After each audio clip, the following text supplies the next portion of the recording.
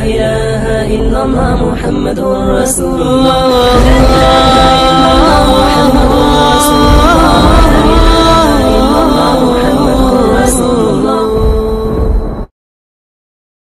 للفقراء، صدقہ جو ہے فقیروں کو ملتا ہے. غنی کو کون صدقہ دیتا ہے؟ تو ہم سب جو ہے دین کے فقیر ہیں، تو دین کے فقیروں کو دین کا صدقہ اللہ کی طرف سے ملتا ہے. اور جو فقیر نہ بنے، اپنے کو غنی ظاہر کرے، تو وہ ہمیشہ محروم رہتا ہے.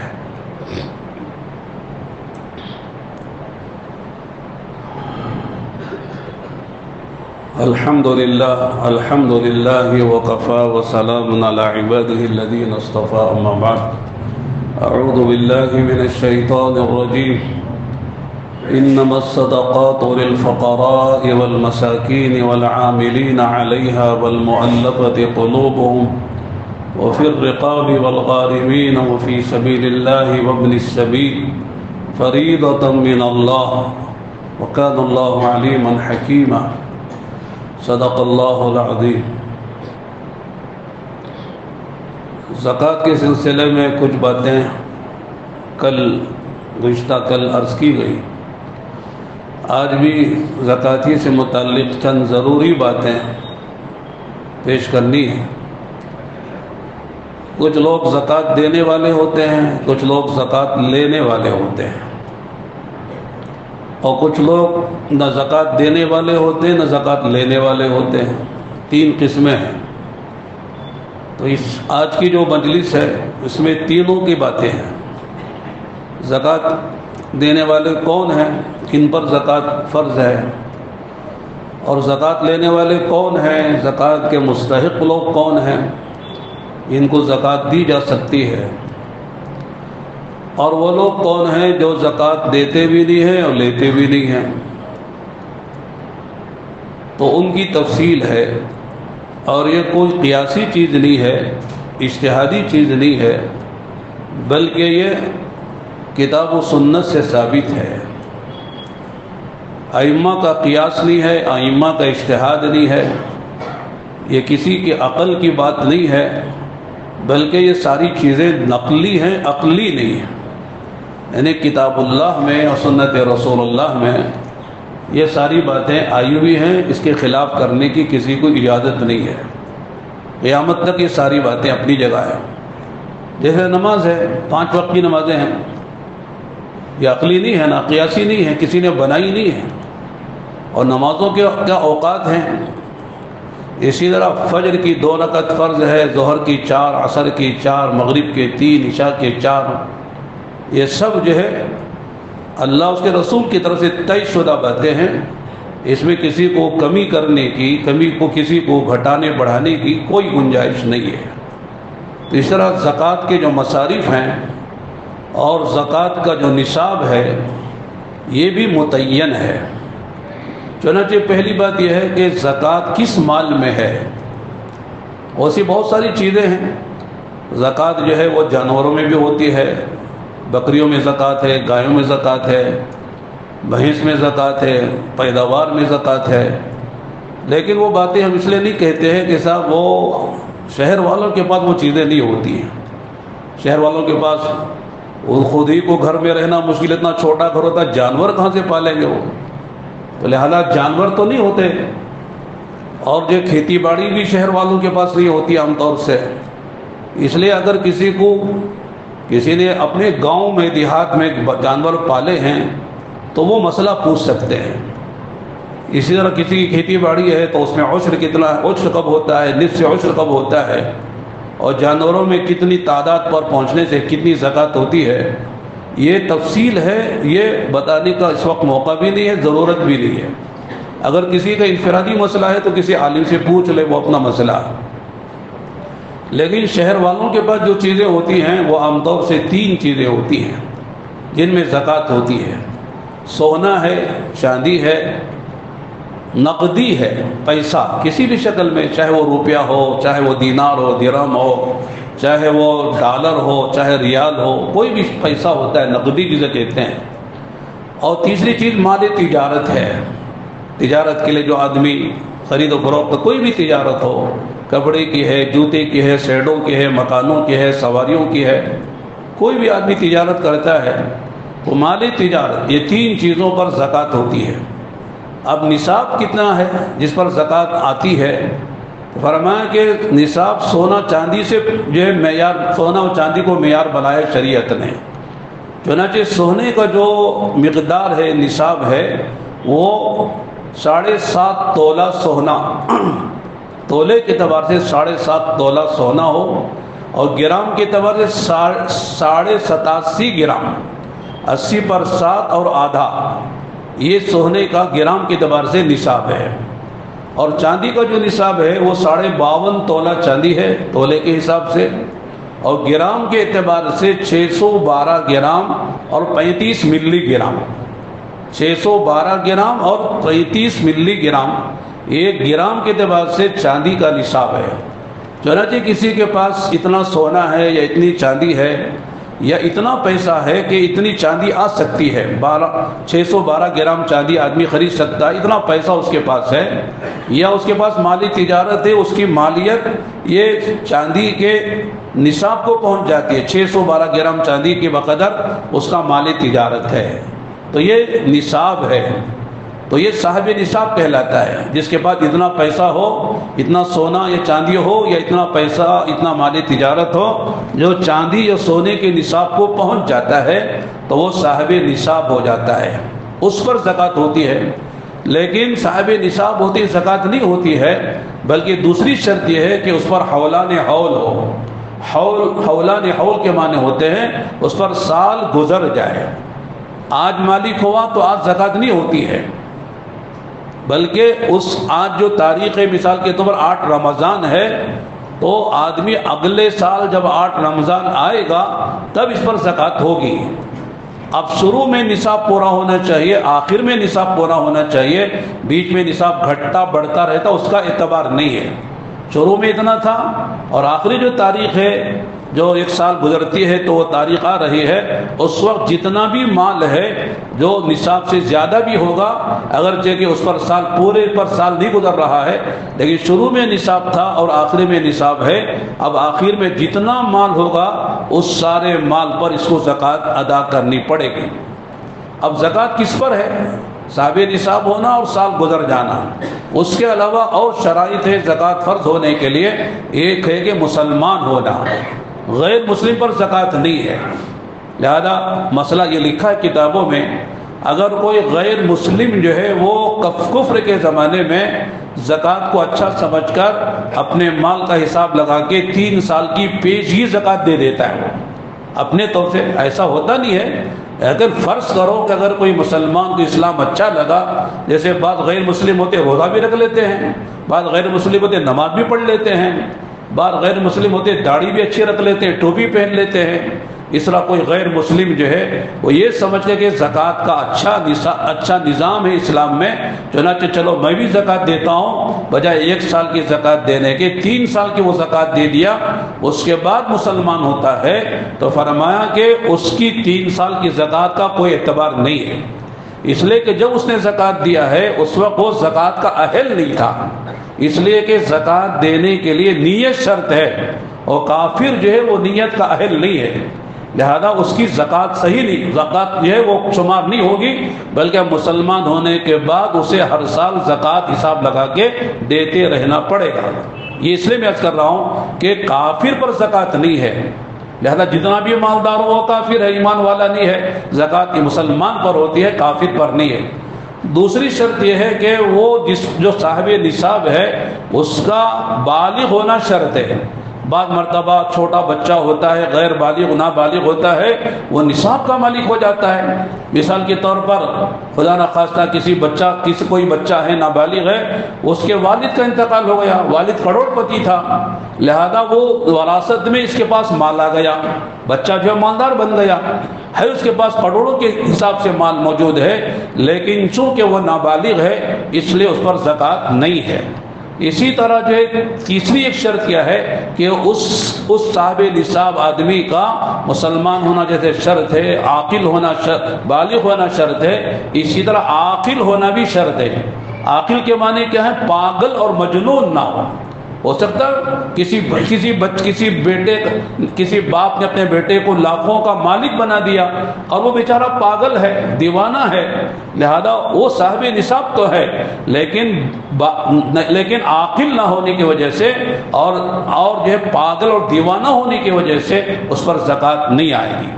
چنانچہ مسلمان ہونا، عاقل ہونا، بالغ ہونا اور صاحب نصاب ہونا اور نصاب پر جو ہے سال پورا گزر جانا، تب جا کر زکوٰۃ پوری ہوتی ہے۔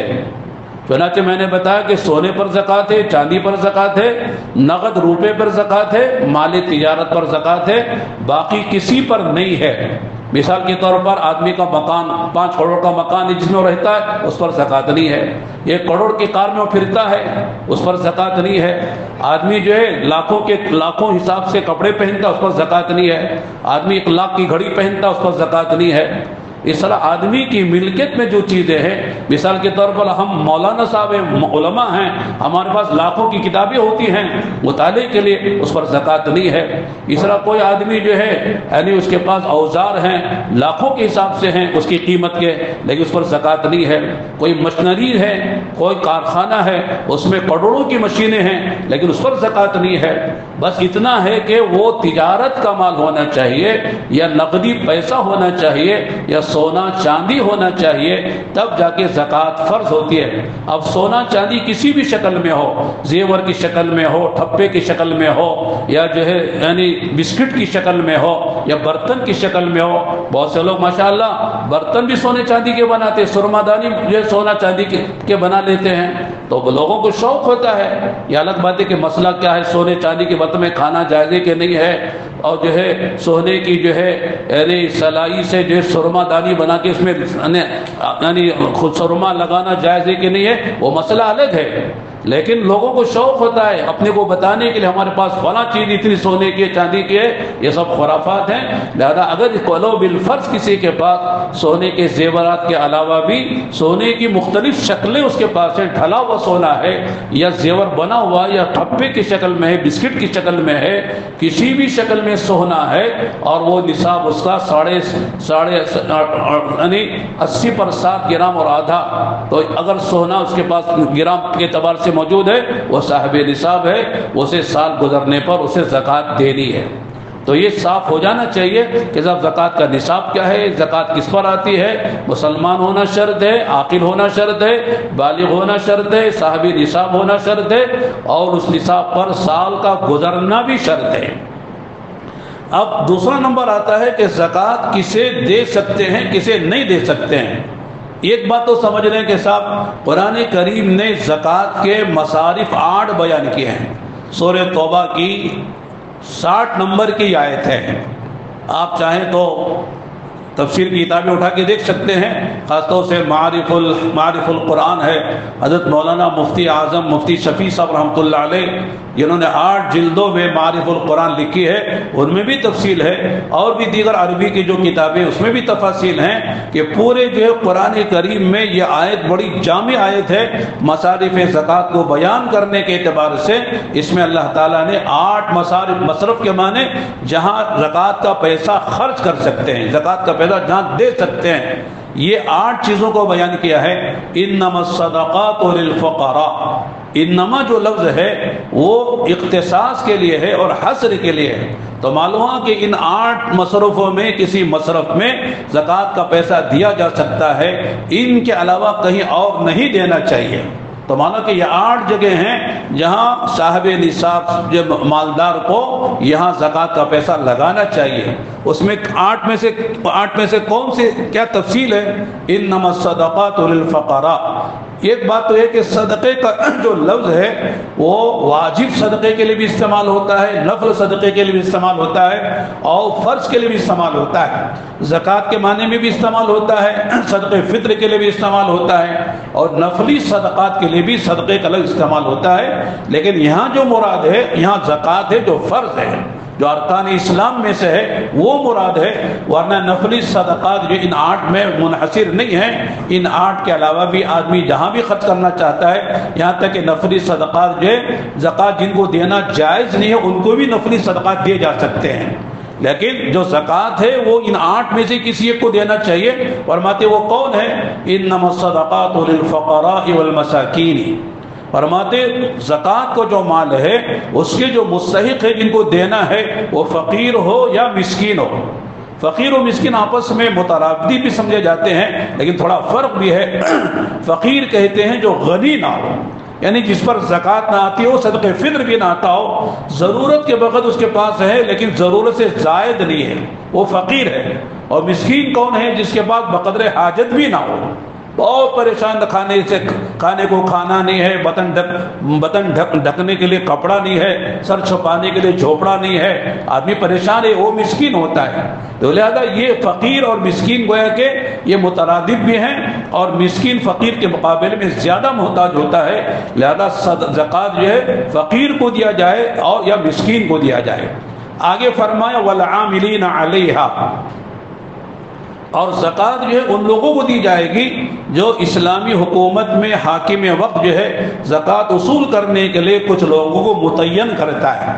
اس لیے کہ اس زمانے میں خاص طور سے جانوروں کی زکوٰۃ ہوتی تھی، اسی طرح جو ہے پیداوار کی زکوٰۃ ہوتی تھی، اور اس طرح نقدی سونا چاندی کی بھی زکوٰۃ ہوتی تھی، اور اسلامی حکومت میں حاکم وقت کی طرف سے لوگ جو ہے زکوٰۃ متعین کر زکوٰۃ وصول کرنے کے لیے جاتے تھے اور زکوٰۃ وصول کر کے لاتے تھے۔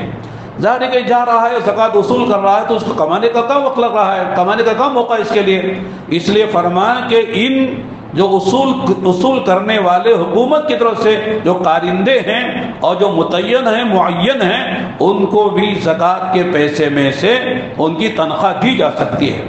گویا کہ حق الخدمت ہے، ان کی خدمت کا معاوضہ ہے، لہذا اگرچہ کہ وہ فقیر نہیں ہیں، اگرچہ کہ وہ مسکین نہیں ہیں، اگرچہ وہ مالدار ہیں، لیکن تب بھی چونکہ وہ عامل ہیں زکوٰۃ وصول کرنے پر، ان کو حکومت وقت نے یا حاکم وقت نے متعین کیا ہے، اس لیے زکوٰۃ میں سے ان کو دیا جا سکتا ہے۔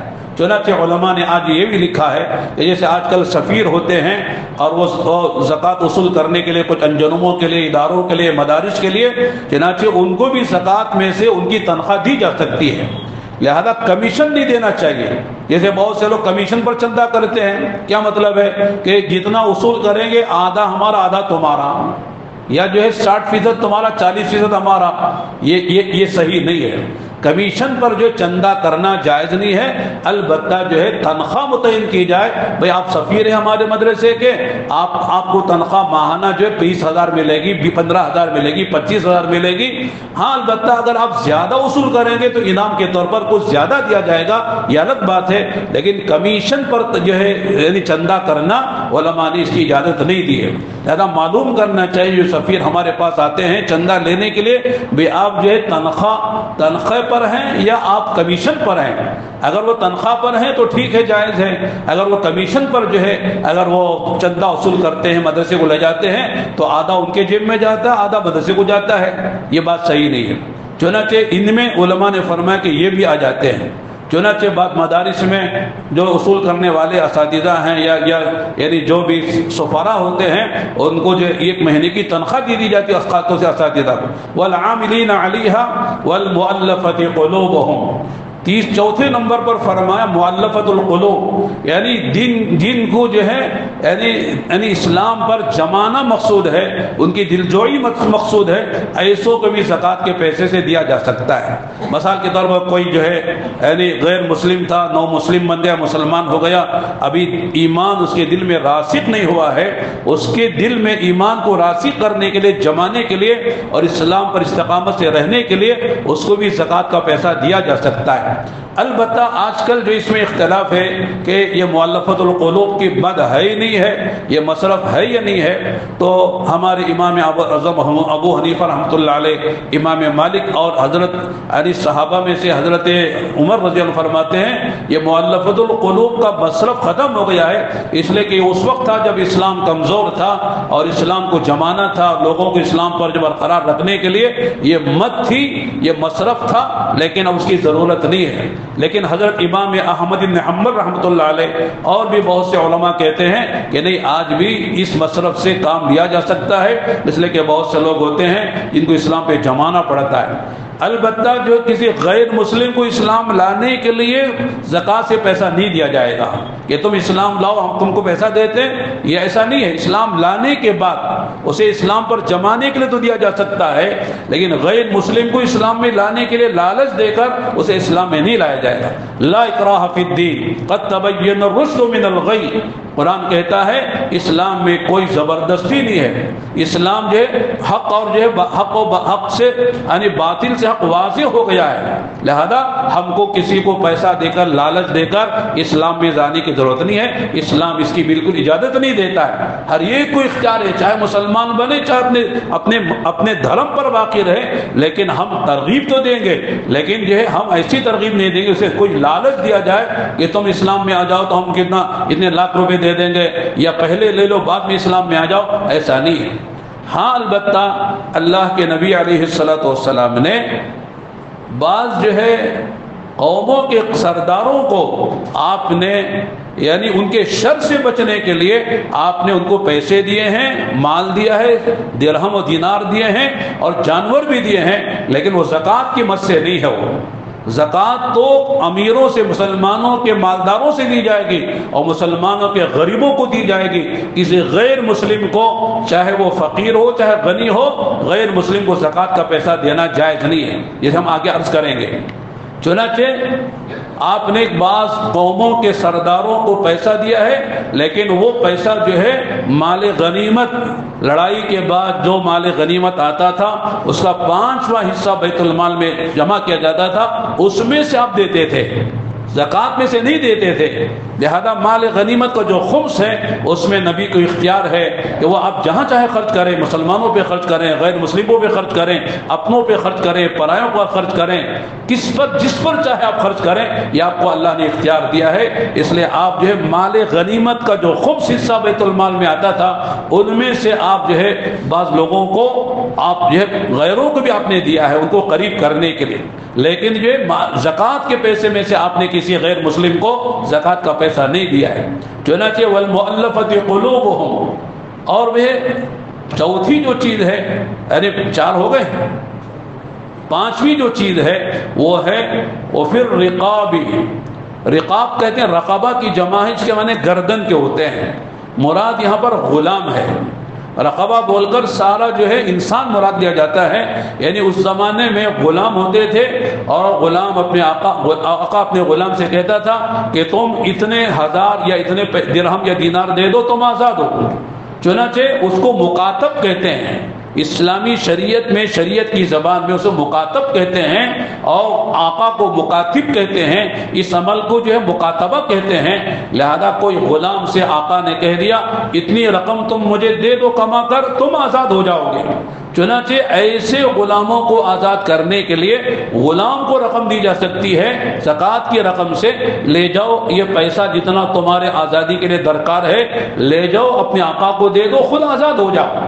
تو لہذا رقاب کے معنی ہیں کہ غلاموں کو آزاد کرنے کے لیے بھی زکوٰۃ کا پیسہ استعمال کر سکتے ہیں۔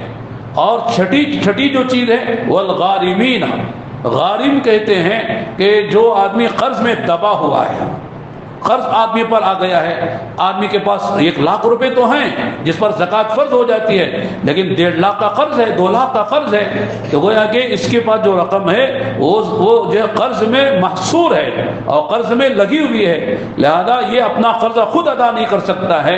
ایسے آدمی کو بھی زکوٰۃ کی رقم دی جا سکتی ہے تاکہ وہ قرضے کے بوجھ سے وہ اپنے آپ کو آزاد کرا لے، قرض کے بوجھ سے باہر نکل آئے، اس لیے کہ قرض جو ہے وہ دین کی ذلت ہے اور رات کی مصیبت ہے، رات کو بھی نیند نہیں آتی، دن کو بھی چین نہیں ملتا آدمی کو جس پر قرض ہوتا ہے۔ ہاں یہ الگ بات ہے کہ کوئی بے ضمیر ہو جائے، بد دین ہو جائے، اسے قرضہ دینا نہیں ہے، وہ کہتا بھائی کون آتا ہے آ کے مانگو، دکھا دیتے ہیں اس کو، لہذا ہمارے مولانا فرما دے دے۔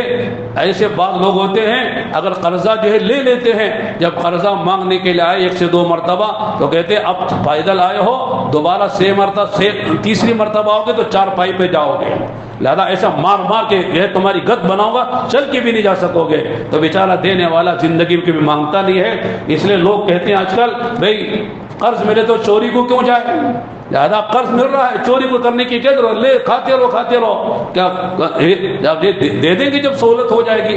یہ بات غلط ہے۔ لہذا جو واقعی دیندار ہوتے ہیں وہ قرضہ پہلے تو لیتے نہیں ہیں، اگر لے لیتے تو ان کو نیند حرام ہو جاتی ہے، وقت پر ادا کرنے کا فکر ہوتا ہے، اس لیے کہ قرضہ ذلت کی چیز سمجھی جاتی ہے۔ اس لیے الغارمین، جو آدمی قرض کے بوجھ میں دبے ہوئے ہیں وہ بھی بیچارے پریشان ہوتے ہیں، لہذا ان کو بھی زکوٰۃ کی مد سے ان کو رقم دی جا سکتی ہے۔ پھر آگے فرمایا وفی السبیل، وفی سبیل اللہ وابن السبیل، فرماتے فی سبیل اللہ کے معنی ہیں کہ جو اللہ کے راستے میں جہاد کے لیے غازی جا رہے ہیں، مجاہد جا رہے ہیں، ان کو، یا کسی پر حج فرض تھا، بعد میں ایسی حالت میں ہو گیا کہ صاحب وہ اپنا حج نہیں کر سکتا اس لیے کہ پیسہ ختم ہو گیا ہے، حج فرض ہو گیا لیکن پیسہ ضائع ہو گیا، اس کو حج کرنے کے لیے یا اللہ کے راستے میں جہاد کے جانے کے لیے سامان جہاد خرید کر دیا جا سکتا ہے زکوٰۃ کے پیسوں سے۔ علماء نے فرمایا اسی فی سبیل اللہ میں مدارس کے طلباء بھی ہیں جو اپنے آپ کو حصول علم کے لیے انہوں نے محصور کر لیا ہے، ان کو کمانے کی فرصت نہیں ہے، کمانے کا موقع نہیں ہے، اس لیے کہ وہ 24 گھنٹے مدرسوں میں ہوتے ہیں، اس لیے ان کو بھی زکوٰۃ کا پیسہ دیا جا سکتا ہے۔ فی سبیل اللہ میں یہ بھی آتے ہیں۔ اور 8واں جو مصرف ہے وہ ابن السبیل، یعنی راستے کا بیٹا۔ ابن کے معنی بیٹے کے آتے ہیں، لیکن یہاں مرادی جس سے خاص لگاؤ ہو جاتا ہے اس کو ابن سے تعبیر کرتے ہیں، لہذا ابن الوقت بھی لوگ بولتے ہیں کہ صاحب جو ہے یہ وقت کا بیٹا ہے، وقت کا غلام ہے، جیسا وقت ہوتا ویسا کام کرتا ہے، جیسے ہمارے کہتے ہیں جیسے منڈوا ویسے باجا، جیسے اس طرح کی باتیں لوگ کرتے ہیں۔ لہذا ابن السبیل کے معنی ہم مسافر کے ہیں، اس لیے کہ مسافر جو ہوتا ہے ہمیشہ راستے میں چلتا رہتا ہے، منزل کے روراں دما ہوتا ہے، اس لیے جہاں بھی ابن السبیل حدیث میں آتا ہے، قرآن میں آتا ہے، اس سے مراد مسافر ہے۔ بعض مرتبہ مسافر اپنے گھر کا مالدار ہوتا ہے، غنی ہوتا ہے، کھاتا پیتا انسان ہے، لیکن سفر کی وجہ سے سفر میں زاد راہ ختم ہو جاتا ہے، پیسہ نہیں ہوتا ہے، لہذا اس کو ضرورت کے بغیر مسافر کو اگرچہ اپنے گھر کا مالدار ہے لیکن سفر میں وہ تنگ دست ہو گیا ہے، ضرورت مند ہو گیا ہے، تو مسافر کو بھی زکوٰۃ کے پیسے سے دیا جا سکتا ہے۔ چنانچہ یہ 8 مصارف ہیں جس میں زکوٰۃ دینے کی قرآن بات کرتا ہے، لہذا ان کے علاوہ کہیں اور نہیں دینا چاہیے۔ اب کسے نہیں دینا وہ بھی سمجھ لینا چاہیے۔ پہلی بات تو ہے کہ خود مالدار ہے اسے نہیں دینا چاہیے۔ مالدار کے معنی کہ خود پر زکوٰۃ ہے یا اس پر صدقہ فطر ہے، اگرچہ زکوٰۃ نہیں ہے لیکن صدقہ فطر اس پر آتا ہے، اسے بھی زکوٰۃ نہیں دی جا سکتی۔ اسی طرح کسی کافر کو نہیں دے سکتے، جیسے میں نے بتایا کافر جو ہے وہ زکوٰۃ کا مصرف ہی نہیں ہے، بلکہ تؤخذ من اغنیائہم وترد علی فقرائہم۔ اللہ کے السلام نے حضرت معاذ بن جبل کو جب یمن روانہ فرمایا تھا تو یہ بات فرمائی تھی کہ زکوٰۃ ان کے مسلمانوں کے مالداروں سے دی جائے گی اور مسلمانوں کے غریبوں میں لوٹا دی جائے گی۔ تو معلوم ہے کہ زکوٰۃ مسلمان سے لی جائے گی، مسلمان ہی کو دی جائے گی، غیر مسلم جو ہے اس کا زکوٰۃ کا مصرف نہیں ہے۔ چنانچہ علماء نے یہ بھی وضاحت کر دی ہے کہ کوئی شیعہ ہے اسے بھی زکوٰۃ نہیں دے سکتے، کوئی قادیانی ہے جو اپنے کو مسلمان گردانتا ہے، مسلمان ظاہر کرتا ہے، کوئی شیعہ ہے اپنے کو مسلمان کہتا ہے، ان کو بھی زکوٰۃ نہیں دینا چاہیے۔ معلوم کرنا چاہیے یہ سنی مسلمان ہے اور جو ہے یہ شیعہ نہیں ہے یا قادیانی نہیں ہے، یہ شکیلیت کے فتنے کا شکار نہیں ہے، یا جو ہے اور بھی پتہ نہیں کون کون ایسے نئے نئے فتنے آئے ہیں جس سے ایمان خطرے میں پڑتا ہے اور وہ مسلمان باقی نہیں رہتا، ایسے لوگوں کو بھی زکوٰۃ کا پیسہ نہیں دینا چاہیے۔ اس طرح رشتے میں کچھ رشتے ہیں جس میں زکوٰۃ نہیں دی جا سکتی، مثال جو شوہر ہے، بعض میں شوہر پر زکوٰۃ ہوتی ہے بیوی پر نہیں ہوتی ہے، بعض میں بیوی پر زکوٰۃ ہوتی ہے شوہر پر نہیں ہوتی ہے، بیوی کے پاس زیور ہے، بیچارہ شوہر ہے جو معمولی کام کرتا ہے، اس کے پاس پیسہ ویسا نہیں ہے، روز کماتا ہے خرچ ہو جاتا ہے، لیکن بیوی کے پاس 2-4 لاکھ کا زیور ہے مثال کے طور پر، تو بیوی پہ زکوٰۃ ہے، تو بیوی اپنی زکوٰۃ شوہر کو نہیں دے سکتی۔ سوچ رہی کہ بھی کیا کریں زکوٰۃ کسی کو دے کر، چلو شوہر ہی کو ایک آٹو دلا دیں یا کوئی اور جو ہے دھندا لگا دیں، اس لیے اپنی زکوٰۃ شوہر کو دے دیں، کہتے جائز نہیں ہے، اس لیے کہ دونوں کے مفادات اور مصالح یہ مشترک ہیں، بیوی کا نفع شوہر کا نفع ہے اور شوہر کا نفع بیوی کا نفع ہے، لہذا ایک دوسرے کا نقصان ہوتا ہے، اس لیے شریعت کہتی ہے کہ بیوی اگر مالدار زکوٰۃ دے رہی تو شوہر کو نہیں دے سکتی، شوہر بیوی کو نہیں دے سکتا ہے۔ اسی طرح اولاد ہیں، اپنے ماں باپ کو، ماں باپ کے ماں باپ کو، یعنی یعنی دادا دادی کو، نانا نانی کو، اوپر تک کے سلسلے کو اولاد زکوٰۃ نہیں دے سکتی۔ اس طرح ماں باپ جو اپنی اولاد کو، اپنے بیٹے ہیں، بیٹوں کے بیٹے ہیں، پوتے ہیں، پوتیاں ہیں، نواسے ہیں، نواسیاں ہیں، نیچے تک کا سلسلہ ہے، اس کو نہیں دے سکتے، اس لیے کہ مختصر اس یعنی اسلامی شریعت کی اصطلاح میں اسے اصول اور فروع کہتے ہیں۔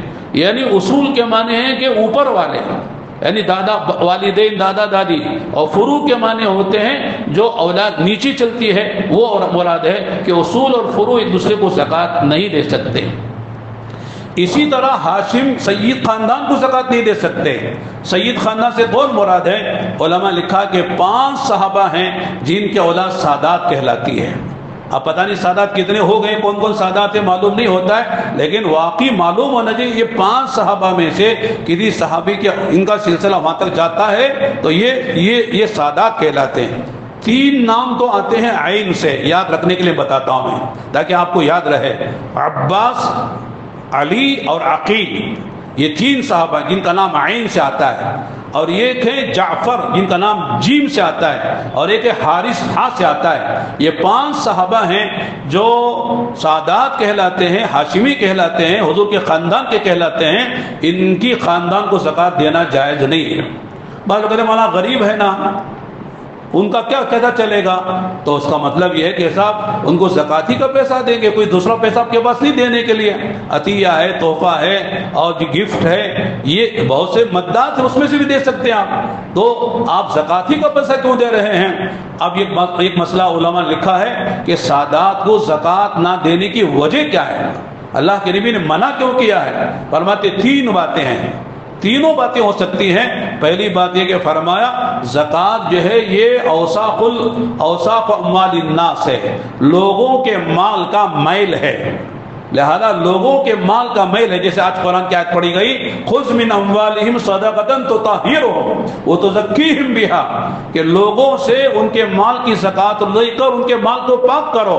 تو معلوم ہے کہ زکوٰۃ کا مال جو ہے وہ لوگوں کے مال کا میل ہے۔ تو کیا آپ مال کا میل سادات کو کھلائیں گے؟ اللہ کے نبی کے خاندان کو کھلائیں گے؟ یہی آپ کو محبت ہے اللہ کے نبی اور اللہ کے نبی کے خاندان سے، اس لیے آپ جو ہے لوگوں کے مال کا میل، اپنے مال کا میل نہ کھلائیے، بلکہ آپ جو ہے اپنے پاس جو پاک مال ہے ہدیہ دیجئے، تحفہ دیجئے، گفٹ دیجئے، انعام دیجئے، کسی عنوان سے دیجئے، لیکن زکوٰۃ کا پیسہ نہ دیجئے۔ دوسری وجہ یہ ہے کہ اگر آپ جو ہے سادات کے لیے، اپنے خاندان کے لیے زکوٰۃ کی گنجائش آپ نکالتے تو بعض لوگ جو بدزنی کے شکار ہوتے ہیں اور جن کا دماغ جو ہے وہ منفی چلتا ہے، نگیٹو چلتا ہے، وہ سوچتے اللہ کے نبی نے زکوٰۃ کی، صدقہ خیرات کی اتنی ترغیب جو دی ہے اپنے خاندان کو پالنے کے لیے دی ہے، اپنے خاندان کا معاشی اور اقتصادی مسئلہ حل کرنے کے لیے دی ہے۔ اس طرح لوگ بدگمان ہو کر ایمان خطرے میں پڑ جاتا، اس لیے آپ نے وہاں یہ دیوار ہی باندھ دی، حد قائم کر دی کہ ہمارے خاندان کے لیے زکوٰۃ نہیں چلے گی۔ چنانچہ ایک مرتبہ حضرت حسن جو آپ کے بڑے نواسے ہیں، حضرت حسین کے بھائی ہیں، وہ ایک مرتبہ صدقے کی کھجور پڑی تھی، اٹھا کے منہ میں رکھ لیا۔ آپ نے فرمایا کخ کخ، جیسے ہم بچے کہتے ہیں تھو تھو، اس طرح فرمایا کیا تم نے منہ میں رکھ لیا، فوراً نکالو اسے۔ اور فرمایا کہ تم نہیں جانتے بیٹا کہ ہم جو صدقے کی چیزیں نہیں کھایا کرتے۔ بچے کو بھی آپ نے منع فرمایا ہے، اس سے معلوم ہوا کہ بچوں کی بھی تربیت ہونی چاہیے، حلال حرام کی تمیز ہونا چاہیے۔ آپ نے حضرت حسن کو صدقے کی یہ کھجور کیا چیز ہوتی ہے، کھجور کیا چیز ہوتی ہے، اس کو بھی منہ میں ڈالنے سے منع کر کے منہ سے باہر نکلوا دیا کہ یہ صدقہ ہے، ہم نہیں کھا سکتے ہیں۔ چنانچہ ایک تو یہ کہ لوگوں کو یہ ہوتا کہ بھئی اگر آپ جائز قرار دیتے اپنی اولاد کے لیے، سادات کے لیے، ہاشمیوں کے لیے، تو لوگ کوئی ایسے بھی لوگ ہو سکتے ہیں جن کے ذہن و دماغ میں یہ خناس ہوتا، وہ یہ سمجھتے کہ صاحب اللہ کے نبی نے اپنے خاندان کی اور جو ہے اپنے اہل و عیال کی پرورش کا شاندار سامان کیا صدقہ خیرات کی ترغیب دے کے، اس لیے آپ نے وہیں دروازہ بند کر دیا، دیوار قائم کر دی، حد و سب قائم کر دیا۔ اور تیسری بات یہ ہے اس کے منع کرنے کی، اگر سادات سادات کے لیے زکوٰۃ دینے کی گنجائش ہوتی تو ہر آدمی تلاش کر کر کے سادات ہی کو دیتا. اس کا حضور کے خاندان کے لوگ ہیں, ان کو دینے سے زیادہ اللہ خود کے نبی خوش ہوں گے, اللہ خوش ہوں گے.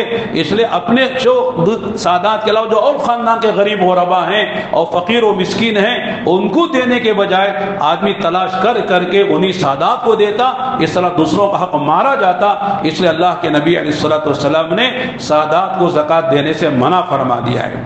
تو میرے دوستوں معلوم کرنا, اور زکوٰۃ جو ہے دینے کا مطلب یہ کہ جب دے رہے تو نیت کرنا ضروری ہے. دے دیا وہ کھا لیا, اس نے بعد میں نیت کر رہے ہیں, صحیح نہیں ہے. یا کسی پر 1-2 لاکھ کا قرضہ تھا وہ دے نہیں رہا ہے, آپ زکوٰۃ کی نیت کر لیں, یہ صحیح نہیں ہے. بلکہ آپ جب دے رہے ہیں یا مال نکال رہے ہیں اس وقت نیت کر لیں.